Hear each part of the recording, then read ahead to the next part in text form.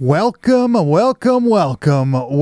back to another episode of the Bad Taste Video Podcast. I'm trying to adjust things as we go, as I'm doing the intro. I'm Mike. Dude, this is episode 260 fucking 9. Can you believe it? We have made it this far. Hopefully everything sounds good out there. Let us know if there are any problems. I want to thank everybody for coming. Thank you for coming to the chat. Everybody in there. I don't know what just happened to my voice. Also, thank you for listening.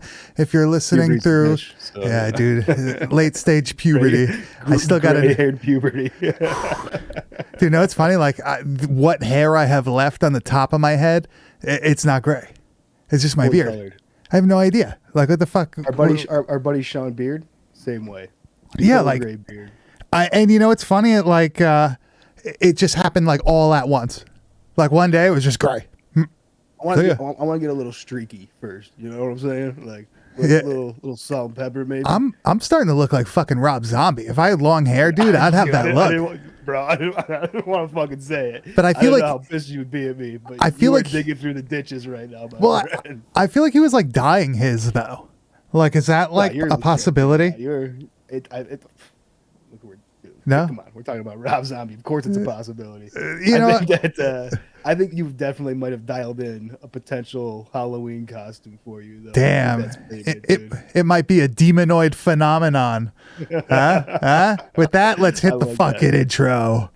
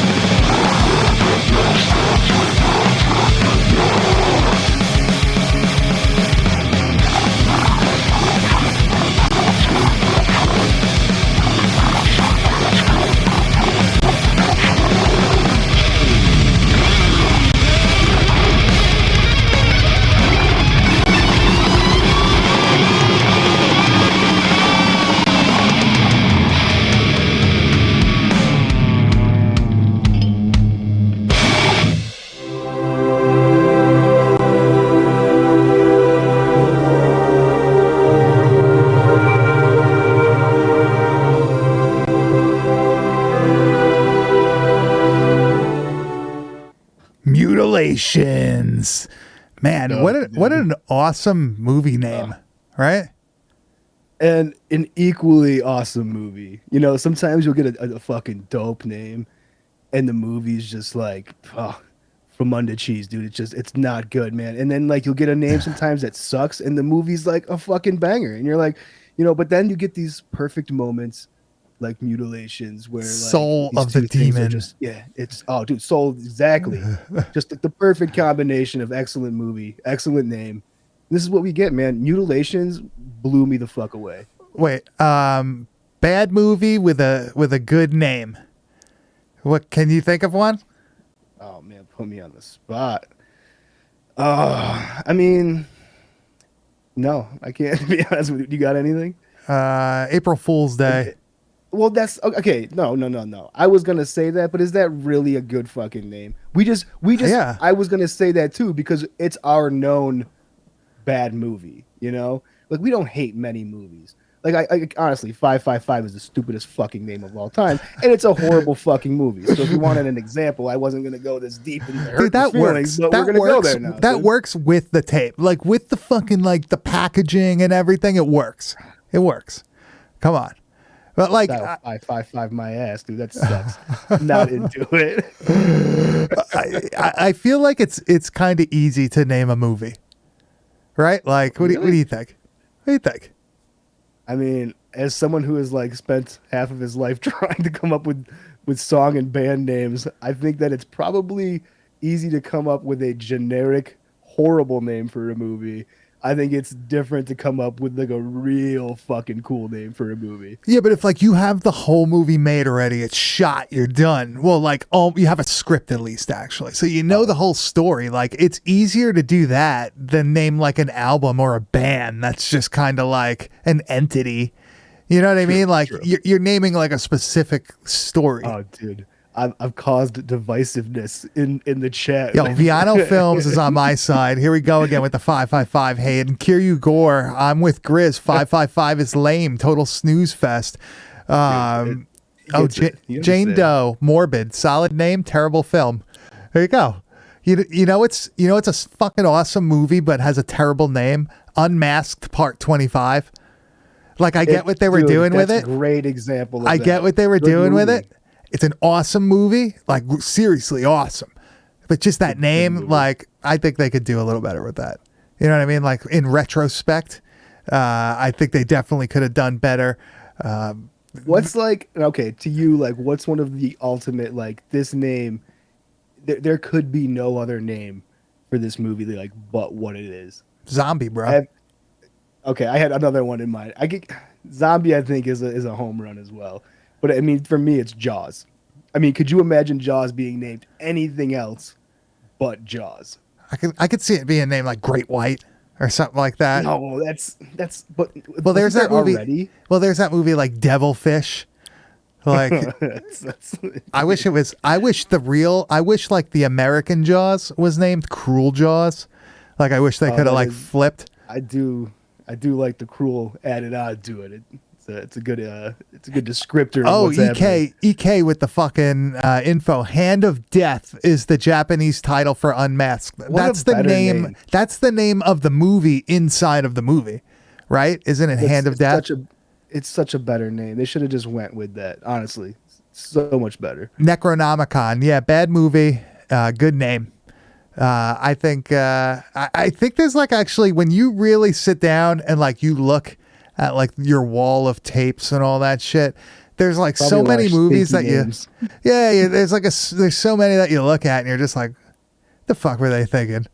You know, and like sometimes dude, and I love it when like we've kind of talked about it before, but when there's like a shitty movie with a shitty name with shitty packaging that will get picked up and then redistributed under like a more catchy name. Like the prime example is Terror at Red Roof Inn. Yeah. That cover, the name, everything about it, it's unappealing. The movie is a fucking snooze fest. Yeah. But then you get these people like Electro pick it up. They release it as Club Dead, and they portray it as like this skeleton in a bikini on the cover, which is instantly a classic fucking photo. Yeah. However, that fucking movie has nothing to do with the beach. It has nothing to do with like anybody sunbathing or anything. Like it's the stupidest bait and switch. They used to do the thing where like they would take some shitty like boring 70s movie and they would like repackage it in the 80s with like awesome artwork, and then they started doing it again in like the late 90s. You started getting like those repackages, like Blood Cult was Slasher, like. And some of it was like terribly edited, like that 7 Doors to Death fucking edit. No, they cut that to shit, man. The worst. I can't even watch that, man. Best version to watch of The Beyond, besides like a newer Blu-ray or whatnot, like VHS wise, is that Anchor Bay clamshell. It's the best one. Dude, it's widescreen. It looks great. It's uncut. Anchor Bay kills it. They really did. I mean, those releases, they're cheap or whatever, but dude, that's some of the best ways to like that. The Dawn of the Dead, the disco one, dude. Yeah, Disco Dawn, the best baby. Version of that film you can watch, man. Yeah, well, I do like the one that person made that's on YouTube that literally put every single fucking one together, so it's like fucking 3.5 hours long. Great. Like I love that shit, but anytime you see one of those Anchor Bay clams, I would buy it. They did all like the Italian shit, all the Fulci films and stuff. They all look great. You could get, the Gates of Hell trilogy. You could get Zombie. They did a bunch of Argento stuff also. Dawn of the Dead's on there. There's a whole bunch of stuff, and they're probably the best, I guess the best version that you're going to get. You know what I mean? So don't discount shit like that because you're missing out. Another killer fucking name and a killer movie, Combat Shock. What a fucking perfect name for a perfect movie. I loved doing that movie. I got to watch that again. So good. That's like one of the most fucking depressing movies that you're like ever going to watch. And the soundtrack is just fucking so awesome that it's mind-blowing. It's like Driller Killer, but more depressing. It's got that same like feel. It's a good call. So this week, Mutilations from 1986, a movie that looks like it's a sci-fi horror film filmed in Pee-wee's Playhouse with Argento-esque creepshow lighting. This movie is fucking wild. I actually have never seen it up until recently. My man Sutter Kane Rules sent me a copy of it. I think that's kind of, well, not a legit copy, but you know, whatever. But that's kind of what inspired you to say, hey, let's do Mutilations.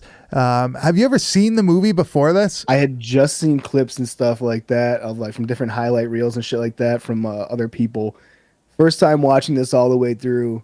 I have never like dude, usually going into sci-fi movies, I'm preparing for some level of disappointment.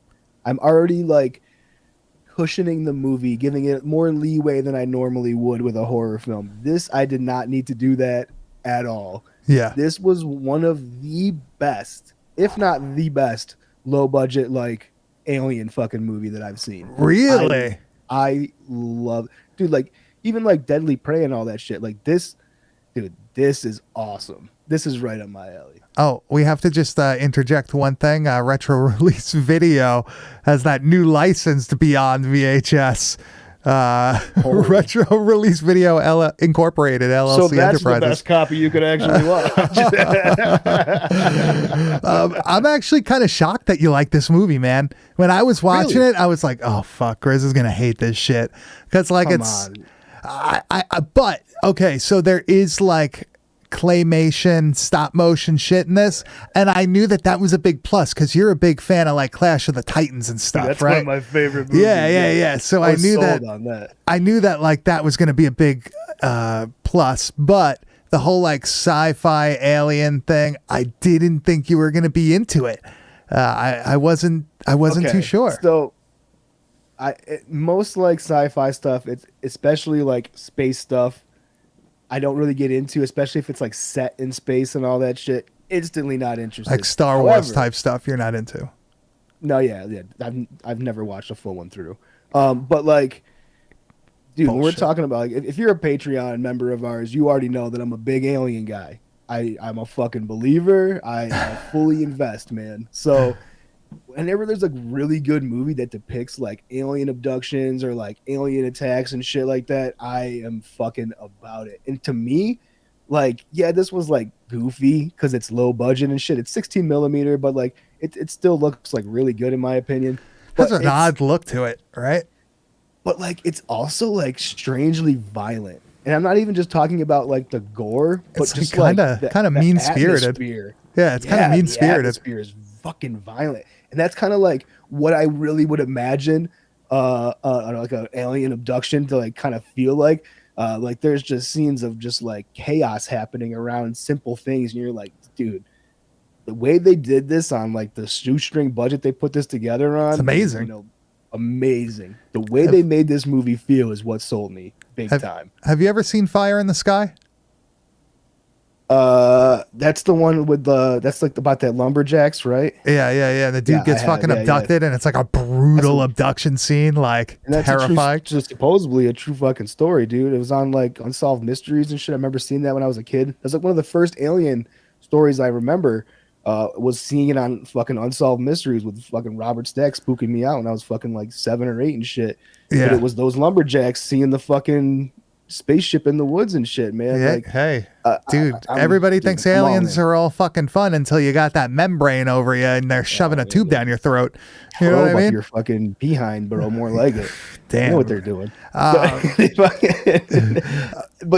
a big thing about this too, though, is that like when it comes to science fiction stuff, everybody knows I fucking hate it if it's like sci-fi channel kind of shit, which is like, you know, more 2000s era stuff. Now, because this is made in 86, this has some aspects of it that are like old school Star Trek, William Shatner fucking things going on. Yeah. Very that I'm super fucking into. Very 50s, 60s, like monster movie type vibe, right? Even the soundtrack, the way people react to things. There's a whole lot of that going on. Do you want to give a little synopsis of this movie? Like what's it about? I mean, we got a class trip in a way, really. We have a professor of the sky. There's a better name for that, right? Fucking astronomer, astrology. Yeah, that's the one. Yeah, astronomy, astrology.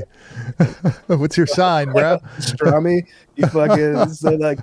Anyways, we got this doctor, this fucking professor, and he's taking these like this whole class, out to basically figure out what's going on in the sky outside of this town. Lots of weird reports and shit.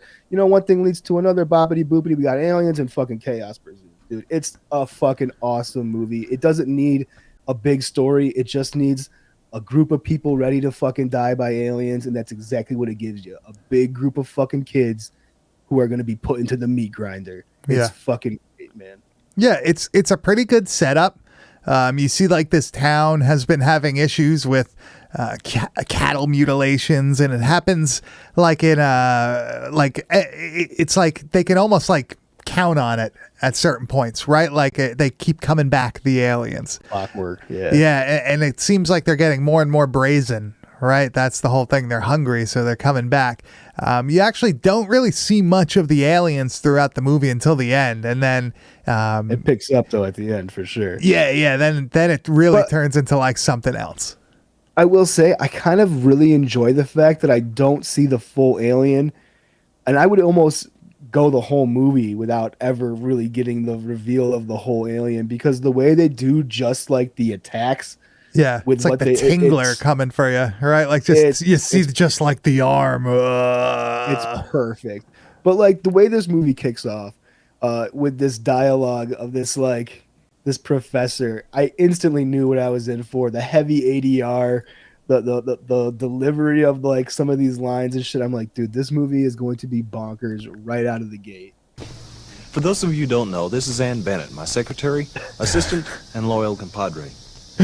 Hi. Are you my loyal compadre? Now, to answer your question, the images obtainable here are a far cry from the 200-inch telescope at Mount Palomar in California.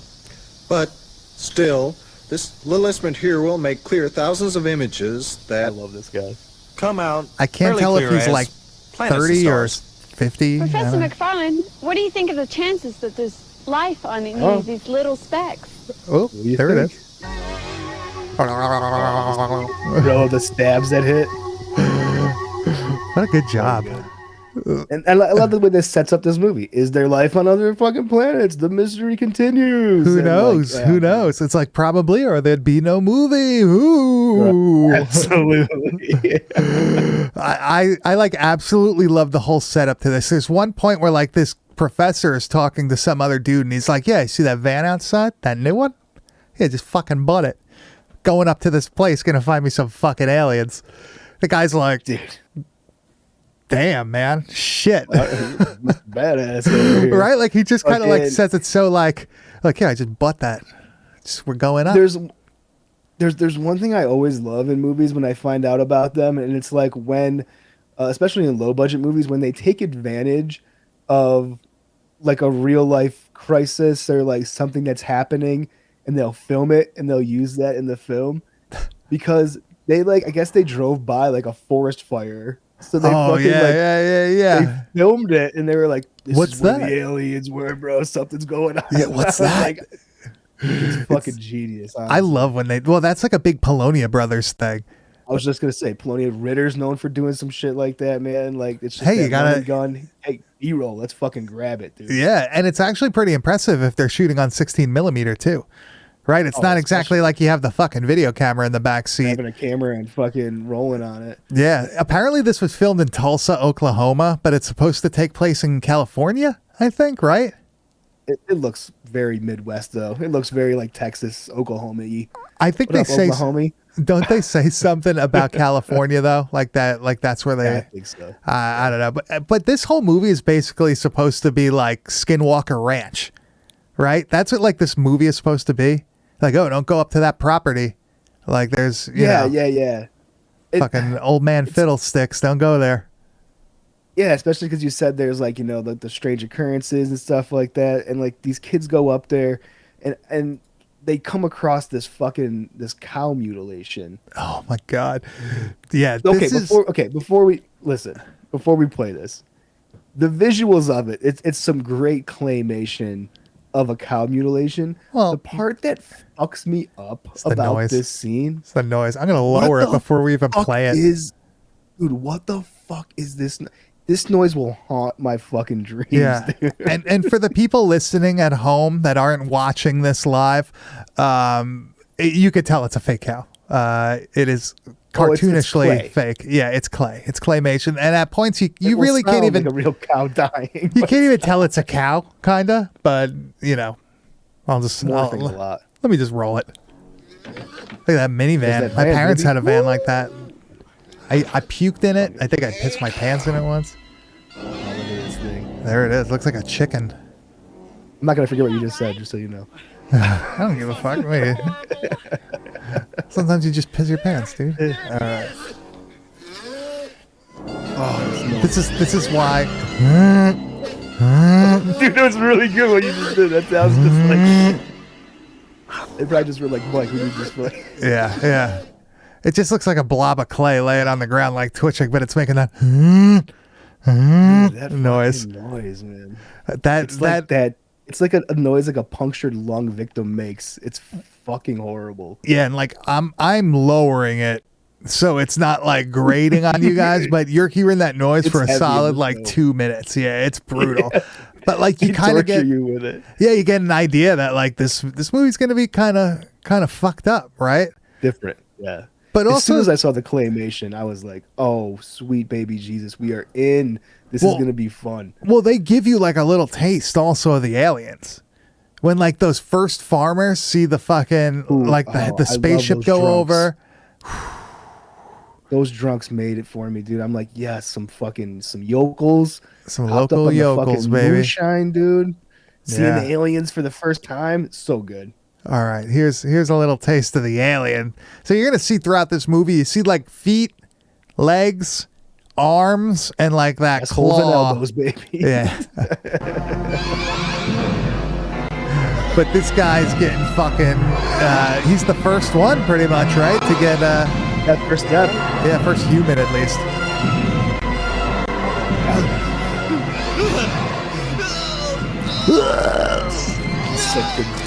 They have like a 3-pronged lobster claw, or like a. It's almost like an octopus beak on its hands. Yeah, or a squid, if you would. Yeah, squid beak. Yeah. But they don't. They actually only give you a taste here because the monster comes, it grabs the guy's face, and it kind of like sucks the life force out of him or whatever. But it's not, you don't really see anything. It's very tame. They kind of like ease you into like the more graphic shit. Nothing is like really terrible in this movie. No, I mean, it gets pretty, there's some gnarlier stuff, but it's also like really fun. So I think it kind of like cancels itself out. But with this scene, I really like it because it gets me in like just mildly. I'm already intrigued. Like, oh, this is the first kill of the movie. But it's like a great fucking atmosphere. I couldn't believe how well the fucking spaceship. I mean, it was corny, but I couldn't believe how well it looked for this kind of fucking movie. Yeah, I was like, man, this is like a really interesting, cool fucking take on this. Now we have this creature that we're not really seeing. I'm totally like fucking sold into the movie at this point. Yeah, and like you start meeting like some of the townspeople. It's almost like the people from like Bloodsuckers from Outer Space. Similar vibe. Actually, similar. They go to the fucking. The hamburger place, right? Oh my god, yeah.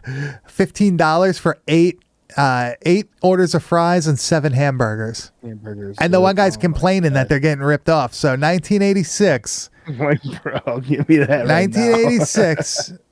You're getting ripped off if it's $15 for pretty much 8 meals. That's wild. Oh, Kyrie Gore, I thought the same thing, man. As soon as I saw that claymation, I'm like, oh, can you imagine a fucking back-to-back Winter Beast fucking followed up by Mutilations fucking night? What a great double feature that would be. Yeah, for sure. Unfortunately, both tapes are incredibly expensive. I do not own either of them.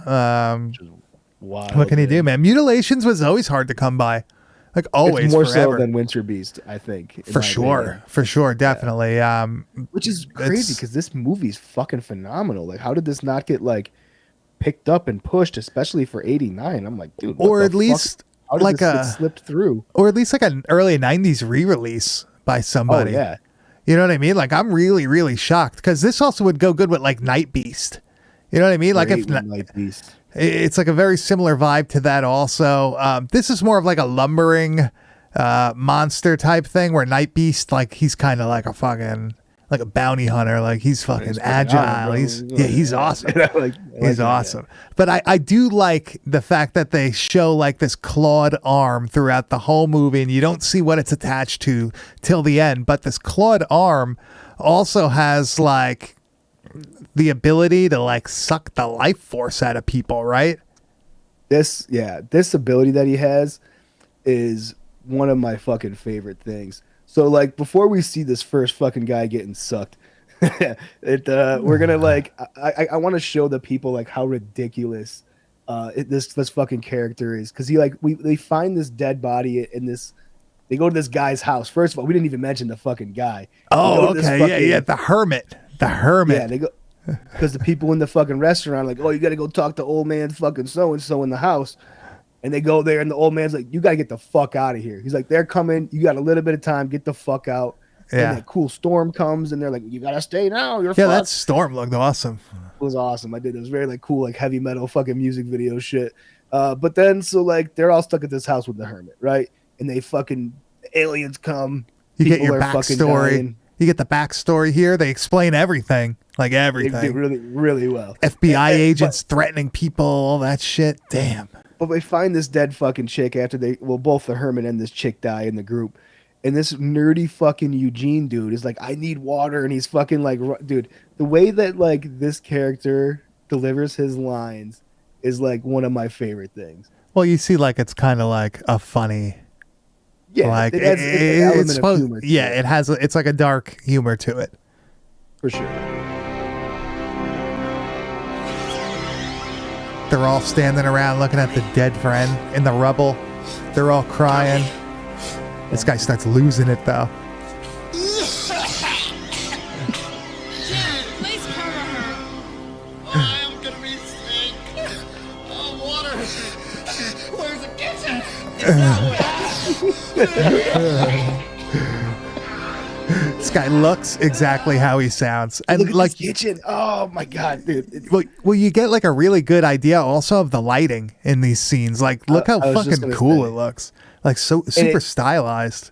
And it doesn't look anything like that in the beginning of the movie. But no, it's once normal. The fucking aliens show up to that hermit's house, the entire atmosphere changes, and that's what I thought was incredible. Is that it like really delivered a shift in like tone and like vibe from like the aliens are now attacking this group of people. Everything you see is now going to be in this like fucking mystical, like mire, like really trippy fucking setting, dude, which I thought fit perfectly to like, because there's always been this thing about like if you are abducted by aliens or you have an alien encounter, they have this like mind control or this sense of like time loss. You lose and shit time, like that. yeah. Yeah, so to have this like dreamy kind of like atmosphere built up, I'm like, man, this is almost really fitting to like almost the sense that I can imagine you going through like in one of those encounters. Like, am I dreaming? Is this real? Why is time so slow and shit? Like, well, it was fucking awesome, man. Well, it's like so unbelievable. You know what I mean? That if it did happen to you, you'd be like, there's no way that this is real. You know, it's like a fucking, it's like a fucked up thing to think about. Like, imagine you get abducted and they fucking blast you with like fucking, like alien anesthesia, like the shit that like would happen to you from getting hell yeah, like this. Let's go. Not even that, like an advanced civilization. Like, you're thinking you're seeing that you're home in your bed, meanwhile like you're getting fucking cut apart on like a alien dissection board. You're like, oh dude, like your mind is projected back to like a safe place while like or like they keep you forever like in a fucking thing. It's like the Matrix.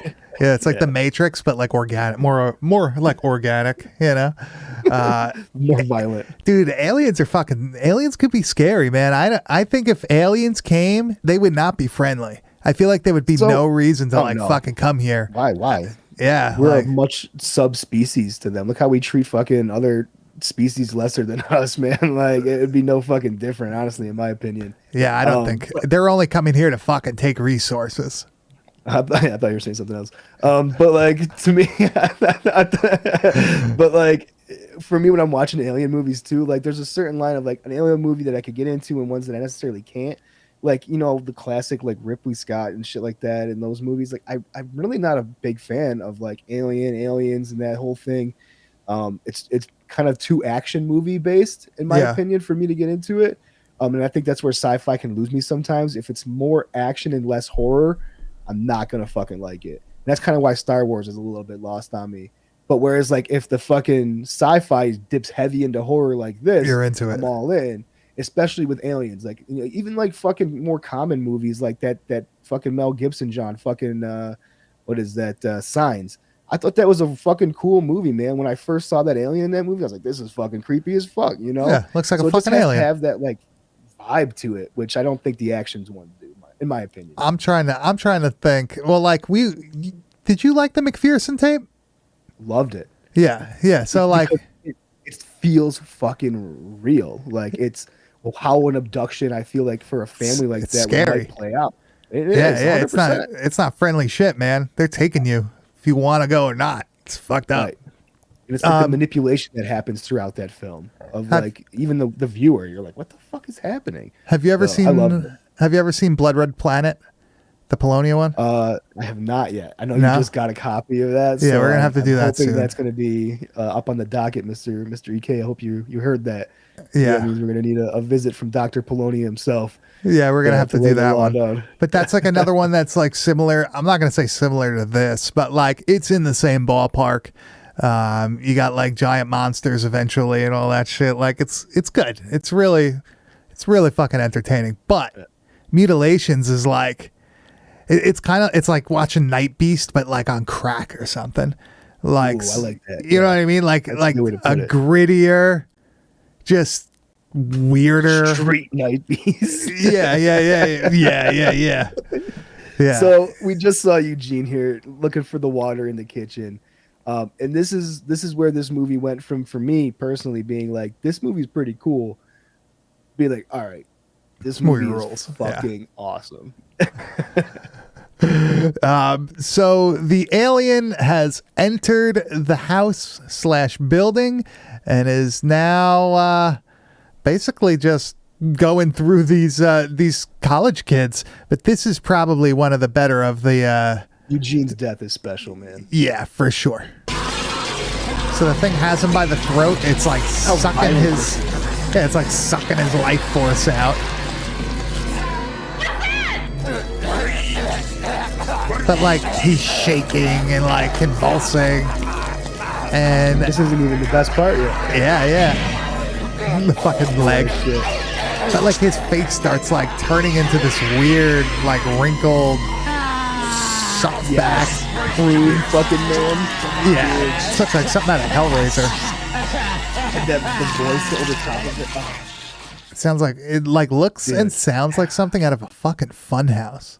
Like you would pass so that much, people. Like Thank you for making this. You would pass that like in a cart going through like a Coney Island funhouse like in the 80s. Like, oh, big, dude. Yeah, like that's fucking kind of like unsettling, right? Like that's a good way to put it, I think. Like some of the visuals are very unsettling. Right? Like that specific one is just because you don't see that, you know, you don't see like that shriveled out like. And plus, like, the violence beforehand, I think adds to it because, like, and that's a pretty cut down version of that scene. Before that, it's longer and like all the cabinets in the fucking like kitchen are shaking like really violently before he's attacked and shit. And like I was like, dude, that is so fucking cool to have this like manipulation of force happening around him just from the alien being like in that room with him and shit. I'm like, so much attention to like just detail like that was like. Yeah. Just lost on a lot of low budget films where I'm like, dude, they put it the fuck in for this one. I like how they also show like different legs where like now like you saw like that one, you saw like a different looking type and then you saw one that was like armored, right? It was wearing the like, one was dope. Yeah. It looked like fucking something out of RoboCop though. Right? Like this house feels huge, right? That they're stuck in. Like it's a huge fucking like maze house that they get like lost in for a while. Well, it's apparently like old bootlegger's house that they're in. So there's like a bunch of secret places, and there's apparently a tunnel out because they always had to be ready for like the police coming and shit, and they had to be able to escape. So like these people have to like go through this whole tunnel system. And that's where like pretty much the last like quarter or so of the movie takes place. Right? This movie's also very short. It's only like an hour and 6 minutes, hour 7 minutes. Hour 4, yeah, it's perfect. That's perfect timing. That's that fucking Cam Video shit, man. You know what I mean? I really actually enjoy that because you could watch it like 4 times in preparation, and it doesn't take all day to do. And like for my attention span, it's dialed in. Everything I need's here. Boom, boom, boom. Don't fucking give me any bullshit. Let's get it in, get it out. But so like they're going through this fucking bootlegger's house, and then there's this scene where, and this personally might be the best scene in the movie, the creme de la creme of the gore. So if that's what you're here for, fucking buckle up. But they get into this room and they think they're safe. They're gonna lock the door, this fucking right? door. They get the thing to take its arm out of the doorway so they can finally close the door and lock it. And they're like, we closed it. You know, everything's good. I'm gonna lean against the fucking door. I'm so fucking confident, and that's what this chick does, man. And the way this whole scene progresses, I was brutal. They took it so fucking far, and I'm so glad they did.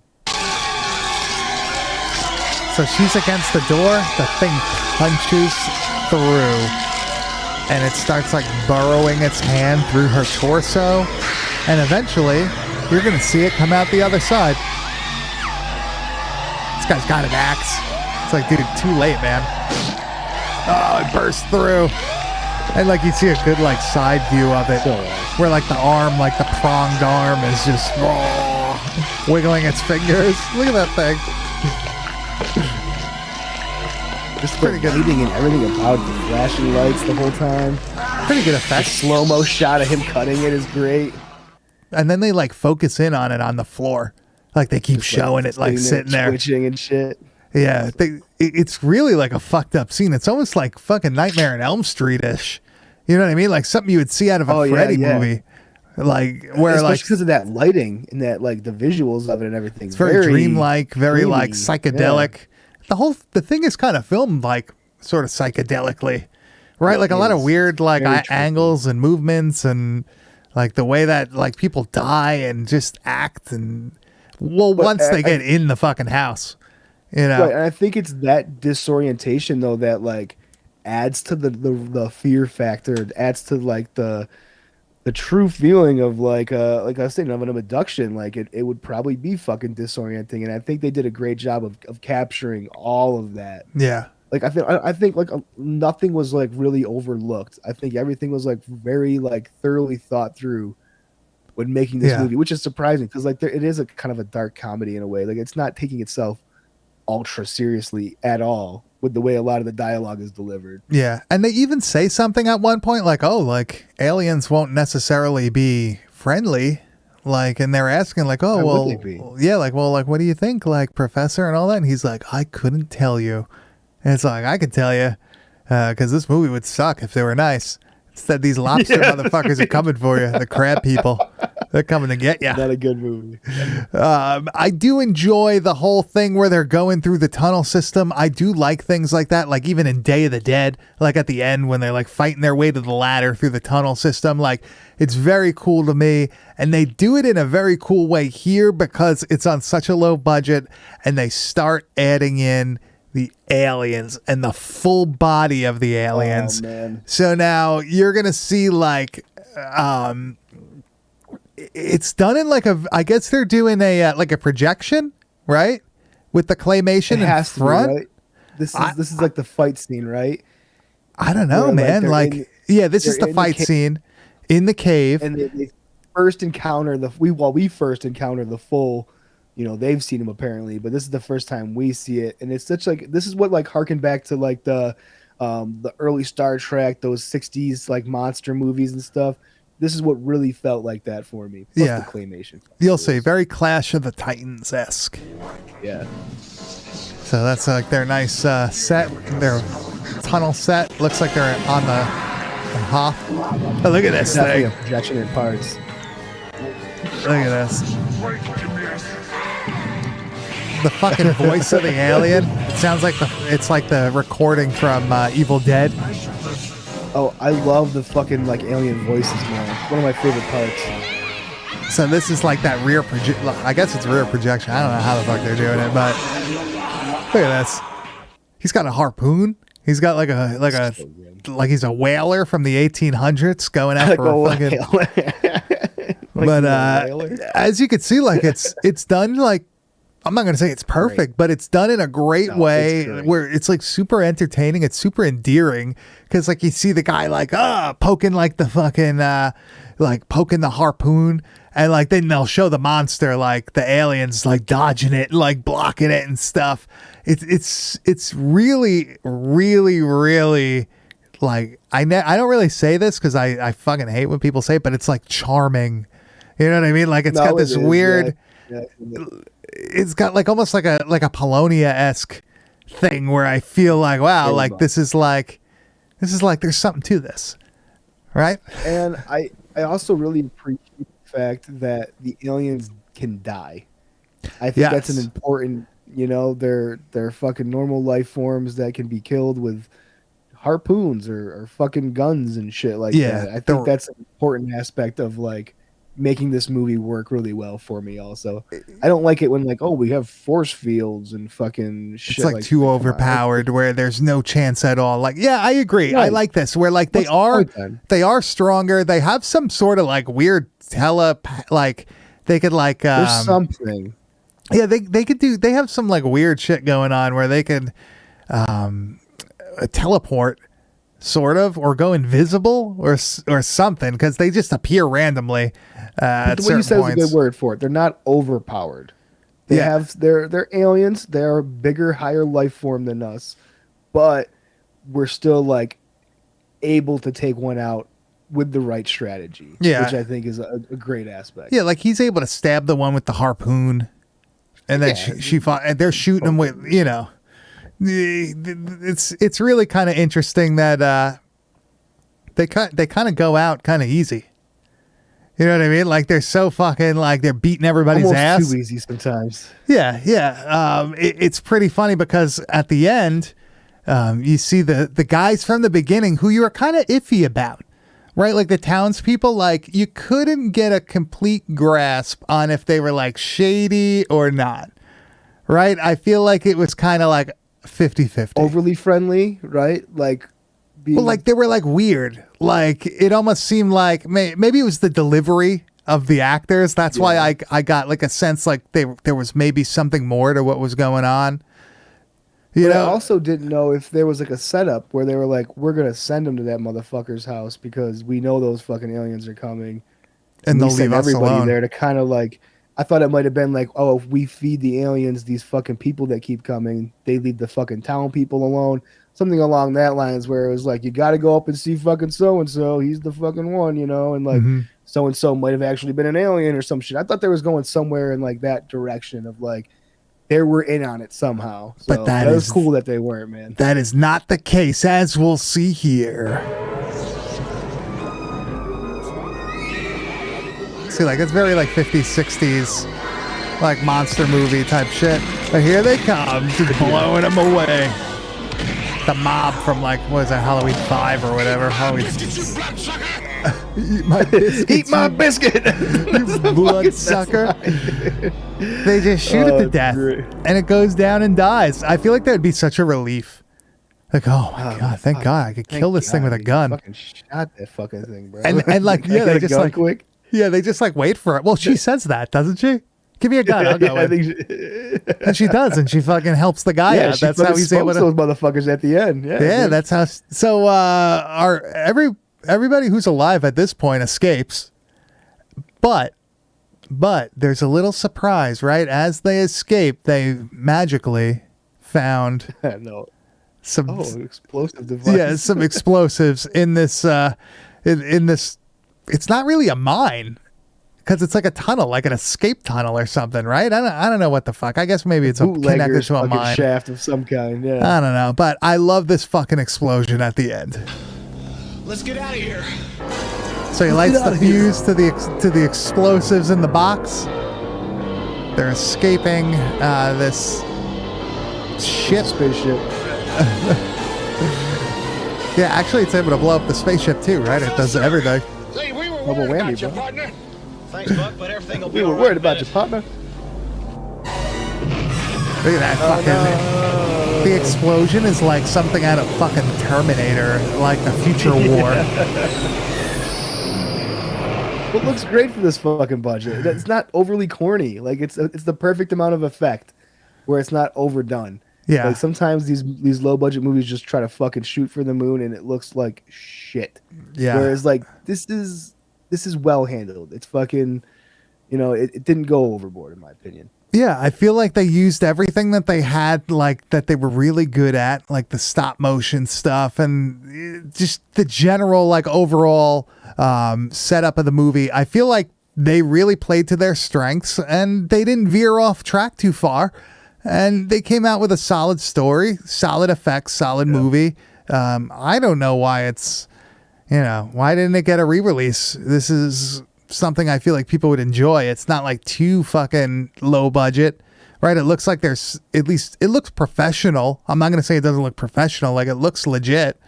I wonder what happened. I mean, it's as professional as a lot of stuff that was out at the same time period. I mean, there's a lot of movies that people love and might not even consider fucking low budget that are 16 millimeter. They look that good. So Yeah. Well, I'm truly like, this was one after seeing it. Like I've said, we've seen a ton of these, mythical movies in the fucking, collecting scene where it's like, you're never going to own that one. It's so fucking hard to find. And like, what's the reason behind it? Is it really that good of a movie or whatever? And usually, sometimes they're fucking stinkers. This one, I was so fucking blown away by the fact that it hasn't been like just picked up by other people or got an original huge fucking, not huge, but like a much bigger distributor than who picked it. I think, what is it? Is it a tapeworm release? I don't know. It might be one. I can't say that for sure. Don't quote me on that. I know it's a really small distributor though, and it's like, how did it get stuck there and not get moved down the fucking chain, man? Because this deserved so many more eyes on it. Yeah. How does Winter Beast get put out by Tempe, but this doesn't? Right? Dude, come on, for sure. Come on. But this movie, highly recommended. Just Google it. You could find it. All right. You don't necessarily. I don't think there is a place to buy it, is there? I don't know. I didn't see one.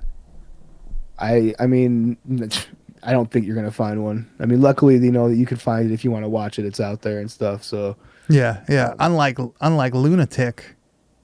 Wink, wink. Very hard to find. Yeah. Yeah. Maybe check out our people. Yeah, maybe check out our Patreon. Check it out. We may or may not be kidding. I don't know. Don't sue us. But Grizz, that was Mutilations. It's time we head over to the wide world of metal, and I am pumped about this week's. You like this one, man? Yeah, this was good. So I found a band to bring to the table that I've been listening to for a while. They just put out a new album. The band is called 10 to the Chest. The album is called Split the Fuck Open. And to me, this is a great combination of kind of a lot of the different music that we've been covering lately of hardcore, some metalcore screaming in parts of it, I felt like. But it's ultimately this death metal fucking slam band that is amazing at what they do. It's really fucking dialed in. Yeah, I really enjoyed it. I was surprised how much I enjoyed it. This kind of has a little bit of everything that I'm into, and it's done in a very, it's smooth, in a smooth way. Only 6 songs, I think it was, right? 6 tracks. 6 tracks, yeah. They all have being an instrumental, if you will. So. Yeah, they all have pretty funny names. They all have it's not like one of those bands that's taking shit ultra serious. Yeah. You know what I mean? Cadaver Kush being one of them. Great fucking name. Exactly. Definitely a stoner death metal band. So immediately I was like, I'm fucking in. I love that combination. And as you see, when we're gonna play this first song here in a minute, the album artwork is absolutely fucking brutal. The depiction that you guys are gonna see, you'll see it for yourself. It's a really fucking cool, unique artwork. Definitely speaks to the band's name. But we're gonna play. Okay, another cool thing that I really like about This band and what I think a lot of like other slam death metal bands are doing that is so fucking fun to me, dude, is that they are featuring other really popular, slam and death metal bands to come in and like collab with them. It's awesome to see that. It's something that like, hip hop has done for so long. I think there's a great opportunity to do that in all kinds of metal, man. It should be adopted, in my opinion. So I actually picked 2 tracks from this album that feature other bands as well. 2 bands that I also absolutely love.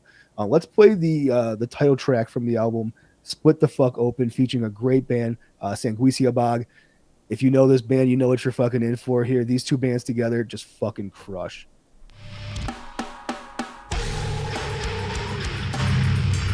Perfect. I love the production. The tone of everything is fucking chainsaw, dude. The groove of it. Love that. This is awesome, man. Dude, those fucking chainsaw guitar tones and bass tones is what death metal is to me, man. Yeah. Like, that's the fucking roots of it right there. That old like HM2 fucking sounds like something that's like a fucking tone. It's like a Digitech fucking death metal type. Yeah, not the death metal, the death metal or whatever. Yeah, no, that was the DOD death metal pedal, which I had. I had that. I love, dude. There's like a 1 release and the 2 release. The original 1 release is one of the best fucking distortion pedals. The 2 was great too, but those number 1s are fucking. That was special, my man. First distortion pedal. Was the DOD death metal pedal. I wish I had that. What is it? The meat box. The sub bass. The meat box will destroy your fucking. Yeah. I've watched dudes melt their bass cabs using fucking meat boxes because they don't know what they're doing. Because you get so much low end out of those old school. I mean, the new meat boxes are okay, but if you get the old school DOD fucking meat box, you will destroy your fucking gear if you're not careful. I will say this also. You can actually tune your bass lower than the meat box now, like easily. So. That's the one really drawback. Get that. Yeah, you don't really need it anymore. But back in the day, it was fucking pretty cool. But this, the production on it, it has that like death metal. I don't know, like it's that really digital guitar sound, but it gives it that really low end where like the bass is super thick, like the whole recording is like super thick. It doesn't have that shrill high end treble. It's like super fucking awesome and heavy. I love this, man. And they all have their own like space in the mix too, which I love. I love being able to hear the actual individual bass in the death metal, man. Because in all like the early '90s death metal stuff, it's gone. You might hear the bass in a solo. That's what you hear. But, yeah, you're not here. Whereas, dude, with this, even though it's low, it's buzzsawed out. It fucking crushes. You can pick it out on every track. You're like, dude, the bass is destroying this motherfucker the whole time. And it's like that with every instrument, though. The production is so well done that everything fits in its own space in the mix, including the vocals sitting on top in such a perfect way. The next one we're going to get into is called Hash Driveway, featuring another killer band, fucking Stabbing. I love this band as well. It's a good band, man. This is another great combination.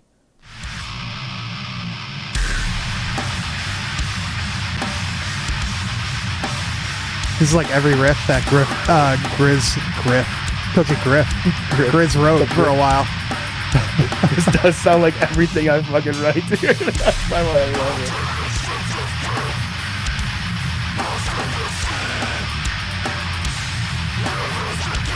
So cold, I can't hear that. That's all I hear now is my riffs. I'm hearing you using this tone though. Yeah, no, I gotta fucking dial that in. No, this album is that might be why I like it so much. This album is seriously awesome. 6 songs. It's not even a long 6 songs. Each song is under 3 minutes, really, right? Pretty much all of them. Under 3 for sure. Yeah, some of them under 2, so it goes quick. And it's just you don't have to skip anything. Go song to song to song. They all have something that's like slightly different. If you're into like super heavy fucking music, like I feel like this hits like all the notes for that, and like all like the small like subgenres are like, the little represented. Yeah. Like there's a little bit of slam. There's some brutal shit in there. Grind. Yeah. It's like all in there. And I'm surprised I've never heard of this band. That's why I want to thank you for that one. And like the band Great name too, man. Yeah, I was gonna say the band name. It's like a '90s hardcore band. Like this is like a band I would have went and saw at the Red Zone in Queens. You know, it's a total fucking hardcore band name. So when I first saw them, I was like, oh, let's see what this is all about. Then I was like, dude, this is not what I fucking. Was it 10 to the chest, right? Yeah, I actually found this band through listening to like Snuffed on Sight. I listened on Spotify. I'm a fucking avid person of going on the radio stations and just sounds like going through everything that I can through those different things to find other bands that I like. And then this came up, and I was like, dude, this band's a fucking keeper. Right into the library immediately.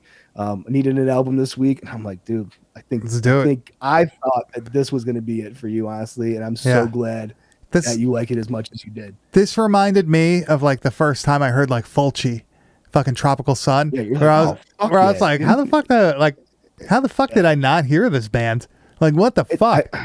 I wish Fulci would follow up now with a legit release full album that's as good, or at least somewhere near as good as Tropical Sun was, because the releases they've done since I'm not over the moon with, man, because Tropical Sun fucking crushed. It's such a good fucking album. It has like a different like vibe to it. Like it seems like they're trying to do a little bit more now than just be like a fucking death metal band. You know what I mean? Like they were perfect at just doing that Fulci fucking thing, man. That album after I liked. That one with right the after Tropical Sun? Yeah, that one with the cool fucking cover. Oh, like the blue fucking. It looks like a giallo fucking like movie artwork. It's okay, but I still felt like what you just said kind of holds true to that. They're pushing into like, you know, it's good to expand yourself. I get it. You don't want to be the same band forever or whatever. You just like the old stuff. Yeah, dude, you just crushed on Tropical Sun. Like people are dying, you know, for that sound, that follow up. Like give them more, you know. And it's like what fucking Frozen Soul did. They know what people wanted. The first Frozen Soul album fucking crushed. They're like, let's fucking run it back. And they put out an album that sounds very similar to the first one, but it's a little heavier. It's a little bit better. It's just them like dialing in that like old school fucking bolt thrower sound. So like sometimes it pays to just like go with what's working. Yeah. In some instances. Hey man, sometimes you get bored of playing that shit. I know what it's like. You know, after a while, it's like you just can't play the same thing over and over again. Like you got to try to like expand, and maybe you want to use a couple new fucking pieces of equipment that you got. You know, I want to play jazz. Hey, dude, experimental, dude. Moves. That's that. You'd be a fucking beast guitar player, like a fucking Chris Poland from fucking Megadeth. Yeah, I'm not saying they're not. Yeah, they're way better than I am. So yeah, Grizz, where can they find this? What? You can find this on YouTube. You can find this on Spotify. Go to their Bandcamp, like I always say. Support the fuck out of all of these bands that we mentioned. 100%. I listened to it on YouTube, and it was great. I really enjoyed it. So definitely check them out. What were you about to say? That we didn't what? That we did not pick a movie for next week, did we? No, we didn't. That's something I guess we're gonna have to do on the spot right now. Is that what's gonna have to happen? Yeah, I don't know what the fuck you want to do, man. I have to like look now, like to see, like, oh man, did I get anything recently? I don't want to like straight up go into doing Blood Red Planet. I want to like wait, so I don't want to suggest that. Yeah.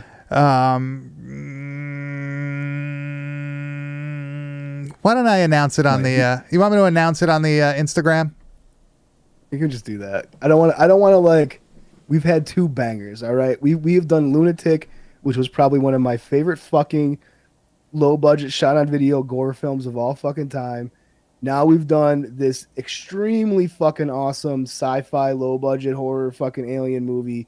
I don't want to, like, rush into this, man. Like, you know, let's caress this baby a little bit and fucking, you know, figure it out. All right. Look at our Instagram this week. I'll announce it by Friday. We'll figure it out by tomorrow, bro. All right. By the time this episode comes, I'll put up a post for this episode and I'll include it in that. All right. There we go. On Thursday when you fucking see that shit. There we go. So Grizz, where can they find you on the internet? You can find me on Instagram at Kane_enabler. And you can find me at Bad Taste Video, and you can find everything we do at www.badtastevideo.com. Please join us on YouTube every Tuesday night at 9 p.m. Eastern Standard Time. We do this podcast live if you're listening to it via a podcast app somewhere or whatnot. But you can also go back and watch these again at youtube.com/@badtastevideopodcast. It's linked at our website. That's where you can find our Discord page. That's where you can find our Patreon. You can find a little bit of everything there. But Grizz, the holiday season, quote unquote, the spooky season, quote unquote, the fucking fall season, it's coming, man. And we're gonna have some good shit for these people, right? October's just around the corner, a couple more episodes away. Yeah, dude. And I'm pumped, man. I can't wait. Every year we try to at least do something, that people haven't heard of or whatever. This one's going to be... I think this year will be better than last year, at least, man. We've really kind of put some things aside. We're gonna get our fucking Halloween fucking costumes together early this year. We're gonna be ready. Who knows? Maybe we'll do more than one. Who knows? Maybe we could do. Procrastinate. Yeah. We're gonna start. He's gonna start now. He's gonna go look after this. Yeah. Grizz, anything else that you would like to say? No, man. I want to thank everybody, obviously, who comes to YouTube and hangs out with us. You guys make this part way, it's just way cooler for us to come on here and do this, having the feedback and shit like that. Yeah, so thank you, especially for everybody that comes every week, man. It's super cool of you guys. Yeah, we want all you guys as well as to thank come. you to everybody that listens to the podcast in general. This is a labor of love. Obviously, we are, we're not rich men. We don't make any money. We're actually at the same time losing money. I can't imagine, not doing this. This is so much fun, and it's a lot because of the feedback from you guys. So thank you so much for listening. Make sure you come back next Tuesday, as well as every Tuesday coming up, because like you just said, man, Halloween's going to be a fucking banger. And I swear we're going to do something on a Saturday night. I swear we're going to do something. What'd you call it? Saturday night's lame event. Yeah, Saturday night's lame event, dude. We'll find a fucking bullshit movie to play that we won't get in trouble for. Dude, just fucking play Night of the Living Dead or something, bro. I'm telling you. We'll do just to hang out, just so everybody can hang out. We'll see how fucked up. I'll watch some old fucking lobster fucking attack movie from fucking the 60s, bro. I don't give a fuck, man. All right, we'll figure that one out. So thank everybody for coming. Thank you for listening. We'll see you next week again at 9 p.m. Eastern Standard Time. Check the Instagram at Bad Taste Video when this goes live on your podcast app, and you'll figure out what the fuck we're watching next week, because I guarantee it's going to be good. But I want to thank everybody for coming. We'll see you next time.